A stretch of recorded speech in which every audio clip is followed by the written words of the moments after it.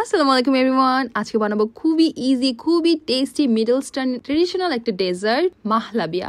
এটা basically middle eastern একটা milk pudding এর মধ্যে আমরা ডিম ইউজ করে থাকি, বাট এখানে কোনো ডিম দেওয়া হয় না, জাস্ট কর্নস্টার্চ দিয়ে জিনিসটাকে ঠিক করা হয়। সো এখানে একটা প্যানের মধ্যে আমি 2 কাপের মতো লিকুইড মিল্ক দিয়ে দিয়েছি, আর দিয়েছি এখানে 4 টেবিল স্পুনের মতো পাউডার মিল্ক, আর দিব হচ্ছে 4 টেবিল স্পুনের মতো পাউডার সুগার। আপনারা চাইলে যে কোনো সুগার ইউজ করতে পারেন, আমি জাস্ট পাউডার সুগার ছিল তাই ইউজ করেছি। দুধটা ভালোভাবে জাল হয়ে যাওয়ার পরে এখানে আমি 3 টেবিল চামচের মতো কর্নস্টার্চ নিয়েছি, আর লিকুইড মিল্ক ছিল আমার কাছে, ওইটা দিয়ে আমি কর্নস্টার্চটাকে মিক্স করে তারপরে জাল হওয়া দুধটার মধ্যে দিয়ে ভালো করে নেড়ে নিচ্ছিলাম ঠিক হওয়া পর্যন্ত। এই মাহলাবিয়াটার মধ্যে কিন্তু অবশ্যই রোজ ওয়াটার অথবা অরেঞ্জ এসেন্সটা যায়। আমি অরেঞ্জ এসেন্সটা ইউজ করেছি, বাট ভিডিওতে রেকর্ড করা হয়নি সামহাও। সো এটা ঠান্ডা হয়ে যাওয়ার পরে আমি 3টা কাপের মধ্যে এটা ঢেলে সুন্দর করে ডেকোরেশন করে নিয়েছিলাম। আমি এখানে কাজু বাদাম উপরে দিয়ে দিলাম, কারণ কাজু বাদাম আমার ভালো লাগে, আর দিয়ে দিব হচ্ছে ড্রাইড নারকেল।